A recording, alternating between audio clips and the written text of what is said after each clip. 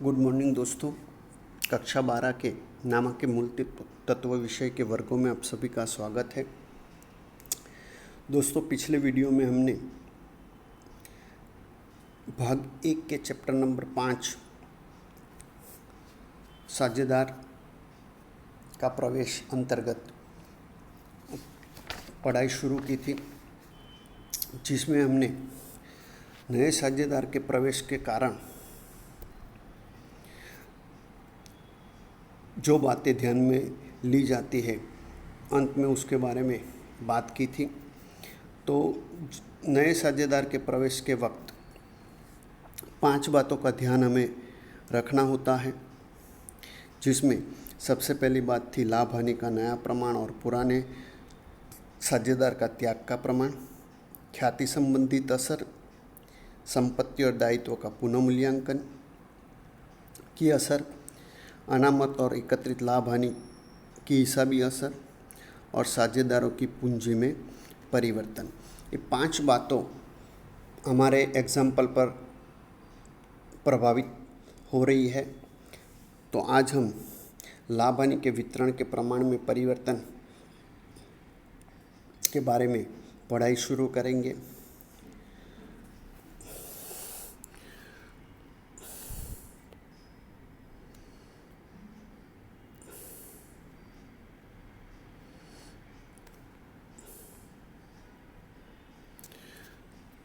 तो लाभ हानि के वितरण के प्रमाण में परिवर्तन। दोस्तों, नए साझेदार को पीढ़ी के भविष्य के लाभ में कुछ भाग मिलता है। जब भी नया साझेदार पीढ़ी में जोड़ा जाए तो भविष्य में लाभ में से नए साझेदार को कुछ भाग मिलेगा। नए साझेदार को जो भाग मिलेगा वो पुराने साझेदार द्वारा त्याग किया जाता है। परिणाम स्वरूप नए साझेदार के प्रवेश के बाद सभी साझेदारों के बीच लाभ हानि का नया प्रमाण अस्तित्व में आता है। दोस्तों, अब जब नया साझेदार पीढ़ी में जोड़ा जाए और उसे भविष्य में पीढ़ी में से लाभ प्राप्त होगा और उसे जितना लाभ प्राप्त होगा उतना दूसरे साझेदार माने पुराने साझेदार त्याग करेंगे। तो इस कारण से लाभ हानि वितरण के प्रमाण में परिवर्तन होगा और नया प्रमाण अस्तित्व में आएगा। पुराने साझेदार का त्याग का प्रमाण भी अस्तित्व में आता है। इस प्रकार नए साझेदार के प्रवेश के समय निम्नानुसार 2 प्रमाण की गणना करनी आवश्यक बनेगी। पहला, लाभ हानि के नए प्रमाण की गणना और दूसरा त्याग के प्रमाण की गणना। ये 2 प्रमाणों की गणना नए साझेदार के प्रवेश के वक्त आवश्यक हो जाएगी। तो दोस्तों, अब इस बारे में विस्तृत चर्चा करेंगे। लाभ हानि का नया प्रमाण और त्याग की गणना। दोस्तों, लाभ हानि का नया प्रमाण अर्थात नए साझेदार के साथ सभी साझेदार पीढ़ी के भविष्य का लाभ जिस प्रमाण में बांटने का निश्चय करें वो प्रमाण। मानी जब भी साझेदारी पीढ़ी में नया साझेदार जोड़ा जाए तो नए साझेदार के साथ मिलकर सभी साझेदार भविष्य में जिस प्रमाण में लाभ हानि बांटने का निश्चय करें उसे नया प्रमाण कहा जाएगा। लाभ हानि के नए प्रमाण की गणना नीचे दर्शाए गए प्रमाण के संयोगों के अनुसार हम कर सकते हैं। दोस्तों, ऐसे 8 संयोग के बारे में हमें पढ़ना है, जिसमें से आज हम 2 संयोग के बारे में पढ़ाई करने वाले हैं। दोस्तों, सबसे पहला संयोग है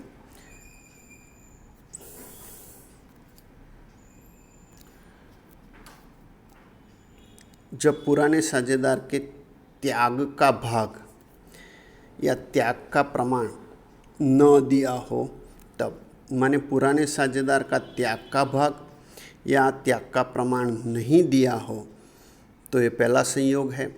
माने हमें दिया क्या होगा दोस्तों, तो कि पुराने साझेदार का पुराना प्रमाण और नए साझेदार को दिया जाने वाला लाभ का भाग दिया हो।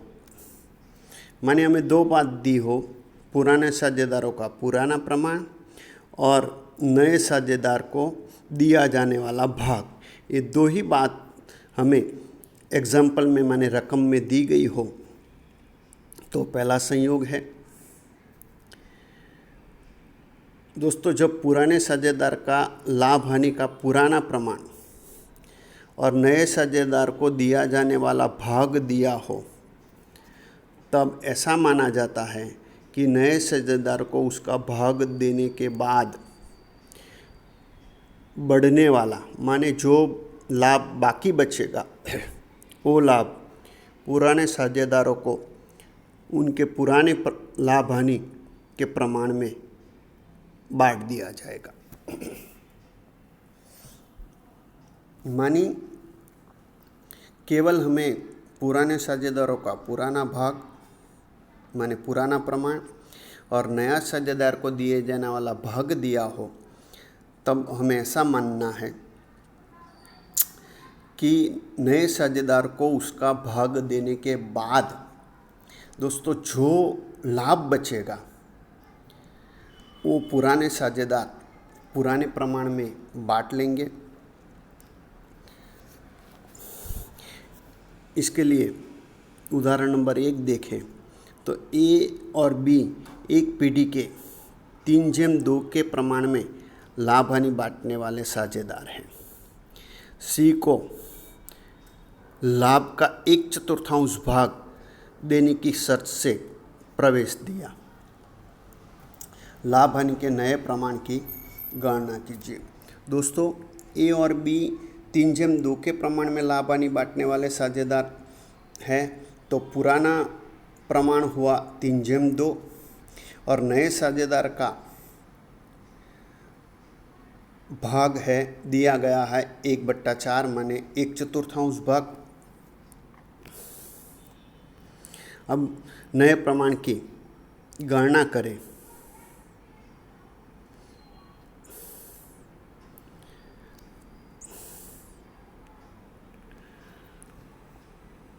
तो दोस्तों, ए और बी का पुराना प्रमाण 3/2 है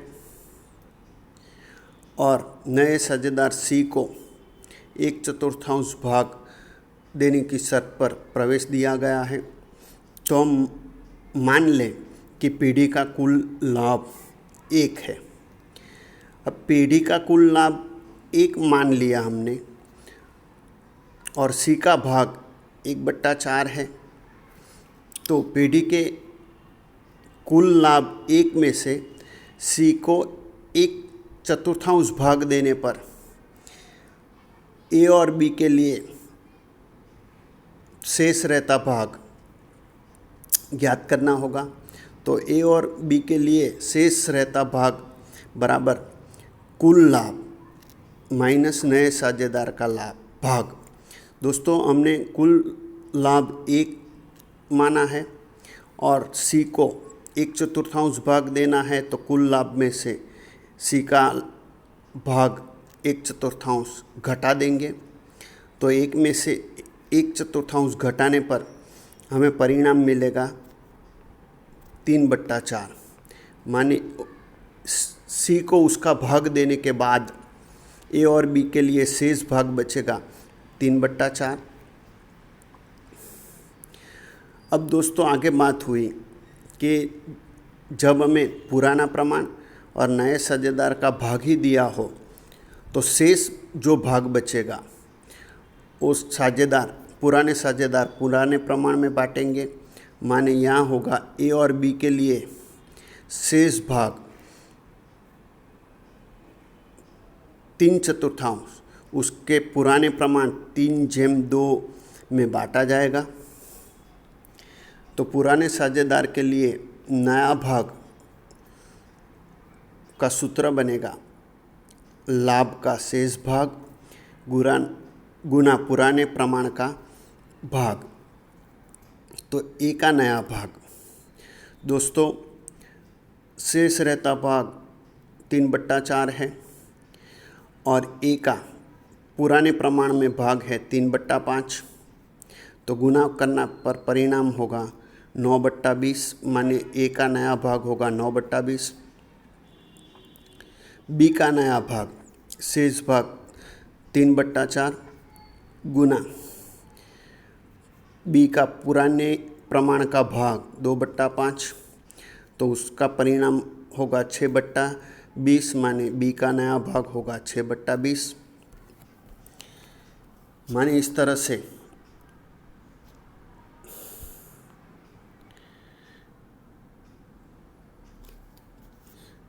ए का नया भाग 9/20, बी का नया भाग 6/20 प्राप्त हुआ। अब सी का नया भाग दोस्तों 1/4 है, तो हर समान करने पर सी का भाग हो जाएगा 5/20, माने ए का नया भाग 9/20, बी का नया भाग 6/20 और सी का नया भाग 5/20। तो इस प्रमाण ए, बी और सी का लाभ हानि का नया प्रमाण बनेगा 9/6/5। दोस्तों, अब हमारे पास ए और बी का पुराना भाग है, माने पुराना प्रमाण है, और सी के साथ माने नए साझेदार के साथ तीनों साझेदार का लाभ हानि का नया प्रमाण भी हमने ज्ञात कर लिया, जो ज्ञात हुआ 9/6/5। दोस्तों, यहाँ ऐसा माना जाता है कि पुराने साझेदार अपना संबंधित पुराना प्रमाण नए साझेदार के प्रवेश के बाद भी बनाए रखेंगे, क्योंकि भविष्य के लिए पुराने साझेदार के लिए लाभ हानि प्रमाण के बारे में कुछ बताया नहीं है।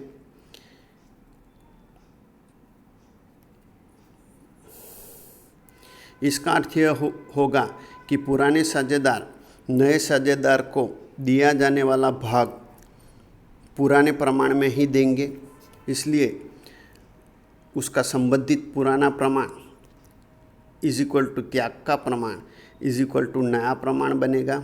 मानी हमें कुछ सूचना नहीं दी गई है, तब पुराना प्रमाण ही त्याग का प्रमाण होगा।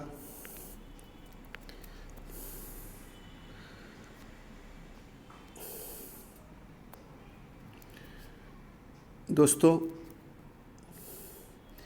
अब त्याग के प्रमाण की गणना हमें करनी हो तो हमें पुराना प्रमाण ए और बी का दिया था 3/2, पुराना उसके आधार पर पुराना भाग ए का 3/5, बी का 2/5 होगा।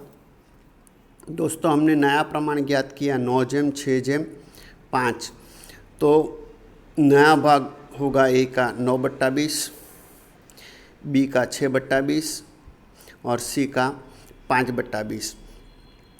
अब दोस्तों, हमने चौथे चैप्टर में त्याग के प्रमाण की गणना की थी और त्याग ज्ञात करने के लिए हमारा सूत्र था पुराना भाग माइनस नया भाग। तो इस सूत्र का उपयोग कर हम ए और बी का त्याग ज्ञात कर सकेंगे। तो ए का त्याग ज्ञात करें तो ए का पुराना भाग 3/5 है, नया भाग 9/20 है, तो 3/5 में से 9/20 घटाने के लिए लसा 20 लेना होगा। लसा 20 लेने पर परिणाम होगा 12 - 9/20, तो ए का त्याग होगा 9/20। बी का त्याग ज्ञात करने के लिए बी का पुराना भाग 2/5 माइनस नया भाग 6/20, तो बी का त्याग ज्ञात होगा 2/20। दोस्तों, तो ए का त्याग है 3/20 और बी का त्याग है 2/20, तो इसके लिए लिखा जाएगा कि ए और बी का त्याग का प्रमाण 3/2। तो यहाँ फलित हो रहा है कि जब हमें त्याग के बारे में कोई सूचना नहीं दी गई है और केवल हमें पुराने साझेदारों का पुराना प्रमाण और नए साझेदार का भाग दिया हो तो पुराना प्रमाण ही त्याग का प्रमाण बनेगा।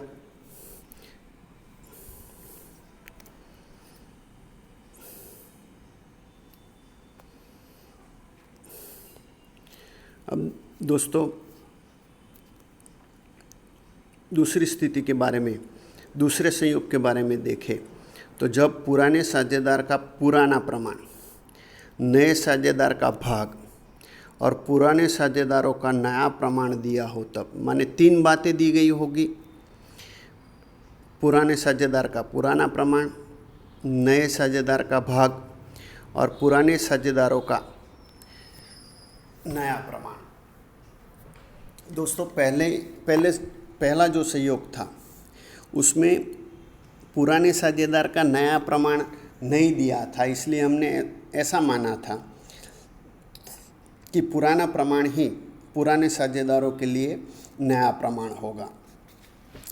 अब यहाँ स्थिति बदली, पुराने साझेदार का नया प्रमाण भी दिया गया हो तो उसके लिए एक उदाहरण देखें तो ए और बी एक पेढ़ी के 2:1 के प्रमाण में लाभ हानि बांटने वाले साझेदार है। सी को लाभ का 1/5 भाग देने की शर्त से नए साझेदार के रूप में प्रवेश दिया।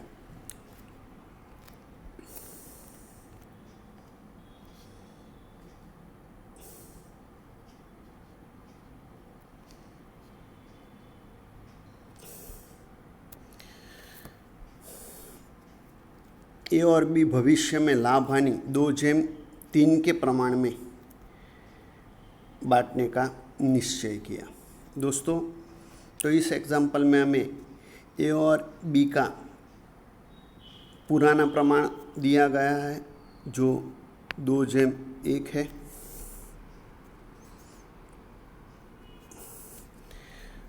और नया साझेदार का सी का भाग दिया है 1/5 और भविष्य में ए और बी 2:3 के प्रमाण में लाभ हानि बांटने वाले हैं। तो यहाँ दोस्तों हम ऐसा मान लें कि कुल लाभ का भाग 1 है।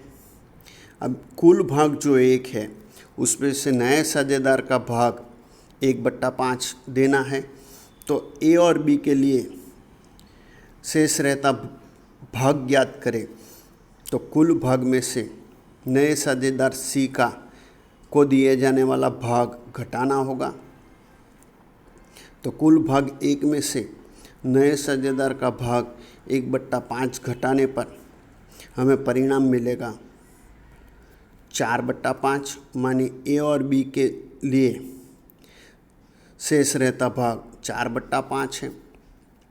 अब दोस्तों हमें ऐसा कहा गया है कि जो शेष भाग बचेगा वो भविष्य में ए और बी 2:3 के प्रमाण में बांटने वाले हैं। तो ए और बी के लिए शेष रहता भाग 4/5 माने 4/5 भाग 2:3 के प्रमाण में बांटा जाएगा। तो अब हमारा सूत्र बनेगा पुराने साझेदार के लिए नया भाग, तो के लाभ का बाकी भाग माने शेष भाग गुना नए प्रमाण में पुराने साझेदार का भाग, तो ए का नया भाग। दोस्तों बाकी भाग माने शेष भाग 4/5 है। ए और बी भविष्य में 2:3 के प्रमाण में लाभ बांटने वाले हैं, माने नए प्रमाण में ए का भाग 2/5। तो परिणाम प्राप्त होगा 8/25। बी का नया भाग 4/5 शेष भाग गुना नए प्रमाण में बी का भाग 3/5 है। तो उसका परिणाम प्राप्त होगा 12/25। सी का नया भाग दोस्तों 1/5 है, तो हर समान करने पर सी का भाग बनेगा 5/25। तो इस तरह से ए बी और सी का लाभ हानि का नया प्रमाण होगा 8/12/5। दोस्तों, आगे के संयोग के बारे में आगे की वीडियो में पढ़ाई करेंगे।